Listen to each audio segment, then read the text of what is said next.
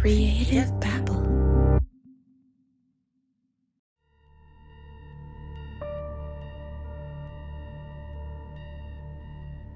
In all the years that I had escorted for, I had never feared for my life. With him, I was terrified. Nicole Brass is a former escort from Long Island, New York, and she recalls a date that she had with a man that she met online back in 2015. He goes, well, have you heard of the Gilgo Beach killings? And I was like, yeah, I'm from Long Island. We all have. He said, how do you think they get rid of the bodies going unnoticed? And what's crazy is he's out with me, I'm escorting. And he's saying like, oh, but don't worry, they're not like you. They didn't have hopes or dreams. Nicole Brass says that it wasn't until 8 years later, in 2023, that she realized that the man who hired her for a date was Rex Heuermann, who we now know as the suspect behind the Gilgo Beach murders. It was almost like he was reliving it. He stood up straighter and got a smirk on his face. Nicole Brass told News 12 reporters that she went on a date with Rex Heuermann back in 2015, before he was the suspected Long Island serial killer. But she knew deep down inside that something was wrong.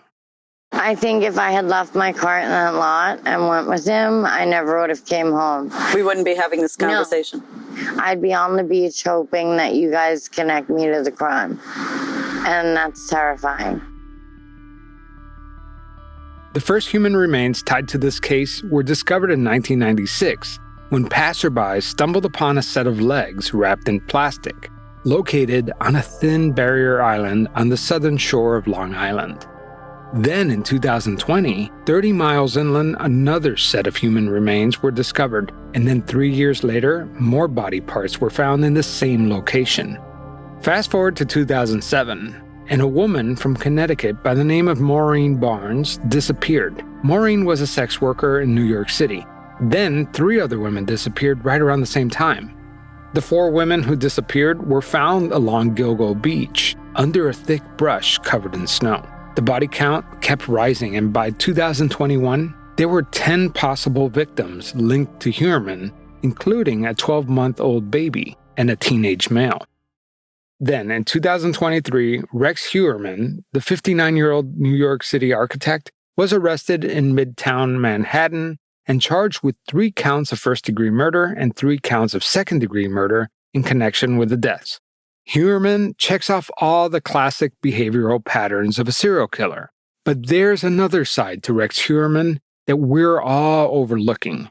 Everyone is so caught up on the gory aspect of the story that we completely missed some of his other schemes. Did you know that between the time the murders took place, Heuermann was filing bogus lawsuits and jumping in front of cars for insurance money? I know. These white-collar crimes are nowhere near as serious as the serial killing that he's accused of. But it got me thinking, are white-collar criminals capable of murder? If we draw a Venn diagram where the grifters are in one circle and the killers are in another, is there a sliver of criminals who share both criminal behaviors? If so, what do they have in common? Today we're going to talk about red-collar criminals. Yes, white-collar criminals who resort to violence to avoid being detected. Follow me as I go down this rabbit hole that started with the simple premise, and the answer on the other end of the tunnel that is not what I expected. I'm Javier Leiva, and this is Pretend, stories about real people pretending to be someone else.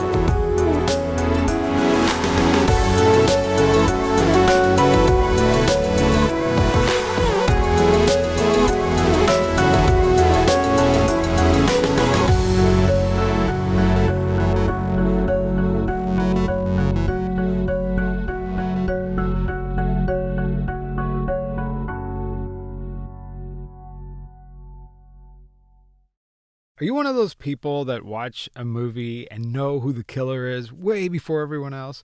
That means your detective skills are really sharp. You should put them to the test with June's Journey. June's Journey is a game that you could download on your iOS or Android, and it's great because you're solving a mystery the entire time. June's Journey is a hidden object mystery game with a captivating detective story, taking you back to the glamours of the 1920s. In the game, you're playing the role of June Parker, and you're searching for clues to uncover the mysteries behind her sister's murders. What's cool is that you could build your own luxury estate island, design it, the whole thing, and you collect scraps of information and fill them in a photo album to learn about each character. You could chat and play against other players. So instead of mindlessly scrolling through social media, try sharpening your mind and play a game like June's Journey. So can you crack the case? Download June's Journey for free today on iOS and Android. If Rex Heuermann is indeed the Long Island killer, then he was pulling off some pretty shady scams in between his murders. Let me read you one of the lawsuits filed in Nassau County. After what appears to be a minor accident, Heuermann claims that the driver, Cynthia Martin, was driving an unsafe vehicle and failing to use her safety mirrors, which resulted in quote-unquote violent contact with his vehicle. The lawsuit doesn't describe the accident. Was it a fender bender? Was it a total loss? Not sure. But one thing is clear. Heuermann demanded $5 million. Then in 2013, Heuermann says that a taxi driver ran over his foot. The lawsuit against the cab company claims that the driver failed to apply his brakes in time, and as a result, Heuermann sustained severe and permanent injuries, great pain, physical and mental anguish. Again, Heuermann demanded $5 million for his suffering. Then, on a cold January night in 2017, Heuermann was walking home from the metro. That's when Barbara O'Sullivan suddenly hit him.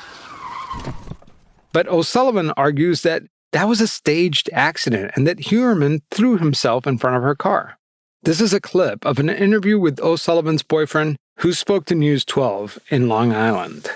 He just came out of nowhere. He was like behind a tree or something. Right away, he was saying he was injured. He was angry. He banged the hood of her car. I thought he was kind of odd right as soon as I saw him. Just his facial expressions.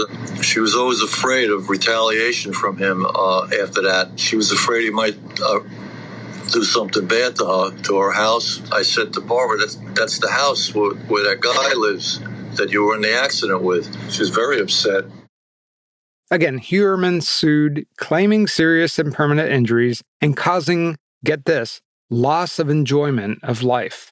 All these lawsuits seem to be a copy and paste of the previous one. And again, Heuermann asked for another $5 million.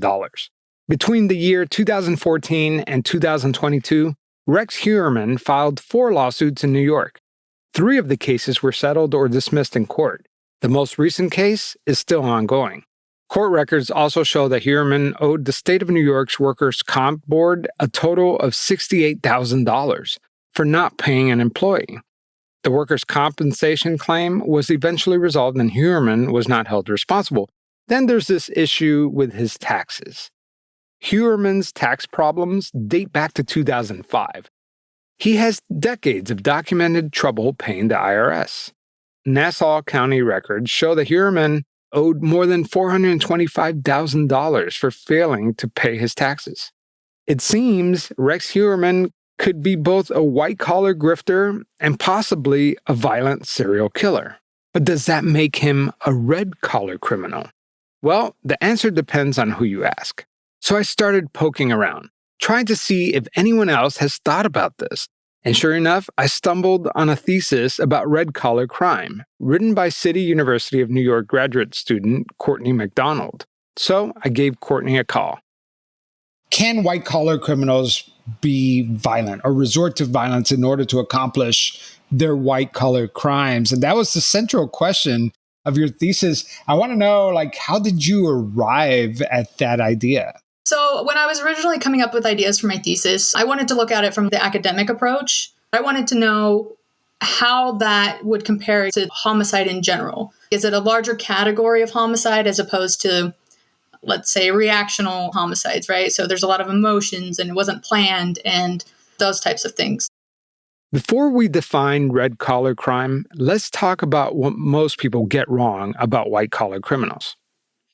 When we close our eyes and we imagine a white collar criminal, like what are we picturing? What are you picturing? When I first learned about it, I would picture a white man in a suit walking down the streets of New York, very clean cut, that kind of sort of thing. But that's not the case at all. And this person probably has a really good job, a good paying job.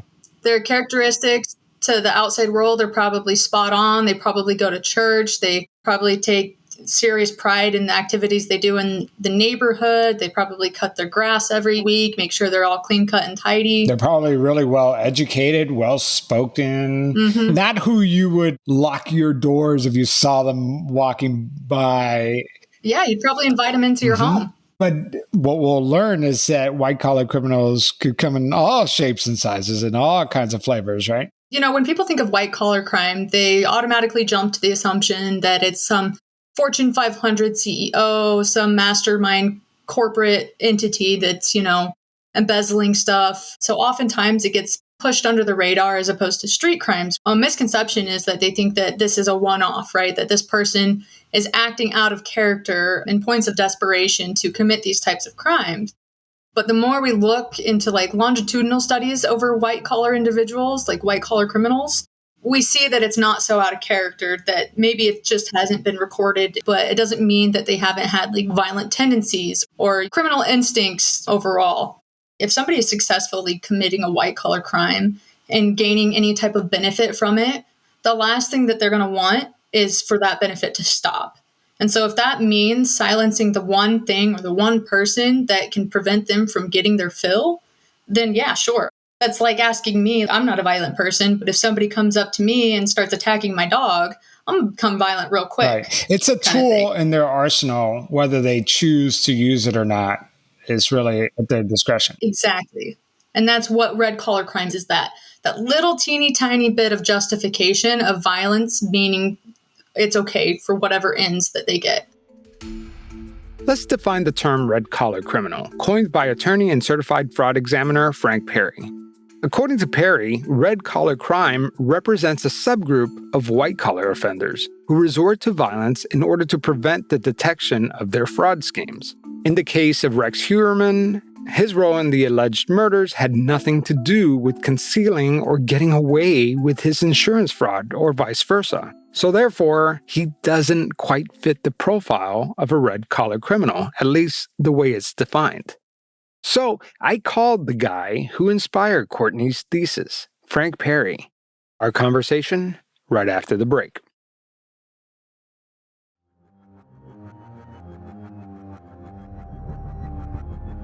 My name is Frank Perri, and for about 30 years, I've been a trial attorney, criminal trial attorney, both working as criminal defense and prosecution. So I know both sides relatively well. In addition to my job and what I work at, I publish extensively on white-collar crime and red-collar crime. Frank Perri is the man who coined the term red-collar criminal. Before Perri, no one really categorized white-collar crime this way. So to cut to the chase, basically about almost 20 years ago, I participated in a case in where one business owner had murdered another business owner. And that led me to think about white-collar crime a little bit differently. And it was something that led me down to a path that was unexpected. Little did Frank Perri know that from this moment on, he would dedicate his entire career to grappling with this idea. The case that inspired the concept for red-collar crime involved two business partners. One of the partners suspected the other of embezzlement, basically pocketing off the business profits. Eventually, the business partner was murdered, and it was by blunt force trauma in which the person's head was caved in. The motive was to silence a threat. After the conclusion of the case, it was a nagging question. And I had to ask myself, what's bothering me about what just happened? People who actually are well-educated are capable of resorting to violence, albeit for their own motives. And that led me to a 20-year search, basically to do a deep dive into white-collar crime in general, and then specifically red-collar. So often people think, why can't we just call them violent white-collar offenders? And that's a fair point. And I would share with you is that what we're trying to do is to back into the motive. And that just to say that somebody is a violent white-collar criminal doesn't necessarily tell you what the motive is behind the homicide or attempted violence. Creating a subcategory for white-collar criminals isn't just an academic exercise. Profiling red-collar criminals can change the way law enforcement and prosecutors approach a case. Right now, a lot of crucial data is just left on the table. And if you don't have a motive, often it's very difficult for a jury to understand how somebody who may not have a criminal record would resort to violence. It's such a simple idea. Even I knew what red collar crime was before I knew the term, right? It's kind of like it's so simple, but yet nobody really defined it until you did. And like you aptly stated, there is a certain obviousness about it, but it's like the elephant is in the room, but we don't see it. And it was like this case that kind of brought together all the pieces. When Perri researched articles on white-collar crime that turned violent, he found basically nothing. That's because most of us define white-collar criminals as non-violent offenders. And the reason why we believe that these criminals are non-violent is because of Edwin Sutherland. Edwin Sutherland was a professor and sociologist who popularized the term white-collar crime back in 1939, more than 80 years ago. What Edwin was saying was, don't just look at what I would consider, say, street-level offenses as the only type of crime out there. Sutherland wrote, nothing could be more erroneous than to continue to regard criminals as a product of slums, broken homes, or lower classes. That's why he says white-collar crime by those of high socioeconomic status also engage in criminal behavior. What they didn't do was they didn't refine necessarily the behavioral profile of these offenders. Look at all the shows about serial killers or arsonists or sexual predators.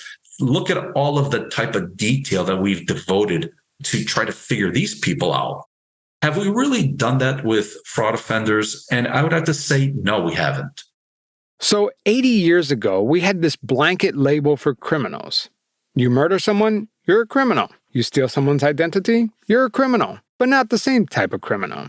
It wasn't until Edwin Sutherland defined white-collar crime that we started breaking criminals into categories. But it's been 80 years, and no one has reduced that category even further, until now. So I asked Frank Perri the same question I asked Courtney. What do we, the public, get wrong about white-collar offenders? One of them is that they're one-shot criminals, that they don't have any type of criminality in their background. That is absolutely wrong. Number two, often we say that their crimes are out of character, that somehow there was just something going on in their life that, boy, if I just had another option, I never would have gone down this path of criminality. That's absolutely nonsense. We can say that the same thing about people who commit other crimes. Do we make excuses for them? Of course not. If some drug dealer is selling to a child, are we going to say, well, you know what, I was forced into this? Probably not. I don't think we're going to accept that kind of explanation. Another one is what I call the seduction of appearances. We all have a mental picture of what a criminal looks like. So that if you have somebody who is well-dressed, they got their MBA at Harvard, that there's something that somehow they're not as apt to go down a path of criminality. And what happens is, what does the research show? Typically, when people have similar traits to us, we give them more credibility. And Frank Perri is right. White-collar criminals tend to get lighter sentencing than your common street-level offender. Paul Manafort, President Trump's former campaign chairman, was facing 19 years to 24 years in prison. You want to know what sentence the judge gave him? Not 24 years, not 20 years, not 15, not 10. He gave him 4 years in prison as punishment. This is a guy found guilty for laundering more than $18 million for a string of fraud charges estimated to have cost the IRS millions of dollars. 4 years is even below what Manafort's own attorneys argued that he deserved. A 2017 study reported that the majority of federal judges in white-collar cases, quote, frequently sentence well below the fraud guidelines. Other factors play into sentencing as well. Black men in America receive 19% longer sentences than white men for the same crime. That's according to a recent U.S. Sentencing Commission report. Maybe there's an implicit bias in our judicial system. Judges may feel as though they have more in common with white-collar defendants than, let's say, a common criminal. They'll say these are good people who went down this wrong path. And this is what I mean about the implied credibility. Would you say the same thing about somebody who committed rape or arson or a terrorist act? Well, these are good people, but they committed this act. You come home, somebody's in your house trying to burglarize you. They want something you have and they'll take it. But you know what? Let's assume you try to stop them. You're getting in the way of what they want. And you know what? They're willing to use violence in order to take you out because you're getting in the way. Red collar offenders, guess what? I want to be able to not have my fraud detected. You're in the way. Violence is a solution to my problem. The idea we're circling around here is that crime is not reserved for a specific socioeconomic class. Perri says that just because white-collar crime is not visible does not mean that the perpetrators don't exhibit antisocial behavior. If violence could conceal their crime and they think they could get away with it, they'll use that tool if they have it. That's a tool, no differently than somebody burglarizing your home. They want something that's in there and they're willing to use violence in order to take what they want and to make sure that they neutralize you as a problem. I'm sure you've heard of the series Breaking Bad. Yes. The main person there, his name is Walter White. He starts like a low-level drug dealer. But watch the progression of how he ends up tapping into other criminal thinking traits that I just mentioned to get to where he's at.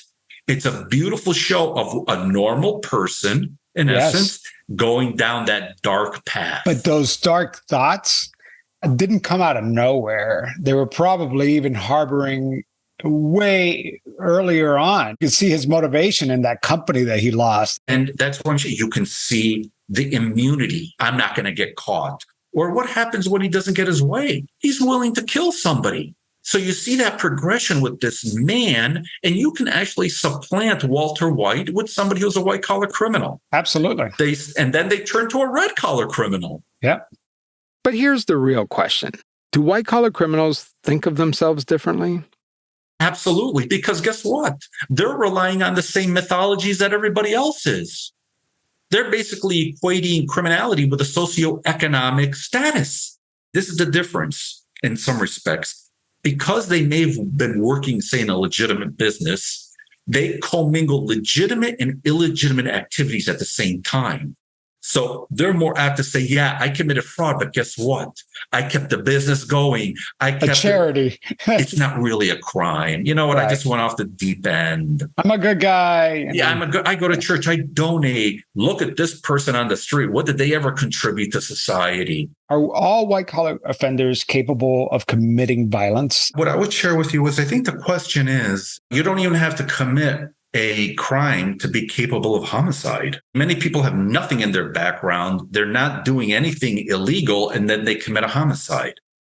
Frank Perri says that I'm thinking about it all wrong. He says that when it comes to red-collar criminals, you have to look at the risk factors. Is this person harboring antisocial behavior, telling lies to take advantage of others, feeling no guilt about harming others, or using charm to manipulate others to get personal gain? Harboring antisocial thoughts does not mean one will commit a crime, but it is a risk factor that elevates the probability. It's very hard with red-collar crime because often you don't see the violence coming. Those risk factors are not apparent because often the red-collar criminal knows who they're going to take out, but the victim doesn't think that they're capable of it. Because it's almost their defenses are down. Right? Sure. Who's going to think that, oh, this is my son, and by tomorrow I'm going to be dead? Right. Nobody expects that. So now I want to go back to my first email with you, because what inspired this story to begin with was I was doing research on Rex Humerman, which is the Long Island killer, the Gigolo Beach serial killer. Sure. He's been accused of throwing himself in front of moving vehicles so he could sue the person. He has some workers' comp cases that he filed that were fraudulent. And then I think that you said, no, you got it all wrong, because those fraud cases had nothing to do with his serial killing, right? Like, Absolutely. those were just two different things, right? Yeah, he's just engaged in other crimes. So by definition, Rex Humerman is not a red collar criminal. No, I don't believe so. I don't see any evidence. He's a violent offender, but he also commits fraud. But then again, we're talking to the guy who coined and defined the term red collar criminal. So if Rex Humerman is not considered a red collar criminal, then who is? Next time on Pretend, we're going to talk about several red collar cases. As a college student, while he was defrauding his parents said, "We're going to go to the authorities if you do this." About 10 days after the threat of them going to the authorities, he drives from the University of Rochester back to upstate New York, sneaks into the house, and what I would consider to be a long-handled axe cleaves the father to death in bed, and also to the mother. Did the parents see this coming? Absolutely not. Absolutely not. That's next time on Pretend. This episode was written by me, Javier Leiva, and edited by Punith Shenoy with the Podcast Pundits. I want to thank Frank Perri for coming on the show. Frank is an attorney, CPA, certified fraud examiner, but he's also the author of a book called Red Collar, White Collar Crime. I read the book cover to cover before producing this episode, and it is fascinating. Not only does he go deeper into the definition of red collar crime, but he really breaks down dozens of cases where red collar crime occurred. I think it's a fascinating read. And for my US listeners, Thursday is Thanksgiving. I hope you and your family have a wonderful time. I'm sure everyone could use the break, but I would be remiss if I didn't say how thankful I am to have all of you listening to the show, both the OGs, the original gangsters who've been listening from year one, to all my new listeners who have just discovered the show. I could not do this without you. Remember, I am a one-man band. I mean, I do have the help, some editing help, some producing help, but this show could not be possible without you. I mean, point blank. And I am so thankful to have you on my side. And I love the discussion that's happening online, especially on Patreon and the Facebook group. If you have not signed up for the Facebook group for Pretend, we don't talk just about the episodes, the stalker. We talk about things that we have in common, because one listener wrote that Pretend listeners, we have a lot of similarities, and we're good people, so it's a good place to chat. So if you haven't found the Pretend Facebook group, look for it. I'll also include a link to that in the show notes. So again, have a great Thanksgiving.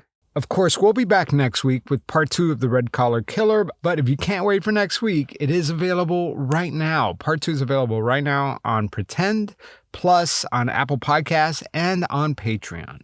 So you can download it now, binge it on your drive to go see your family this week. All right, we'll be back next week. Talk to you soon. Creative Babble.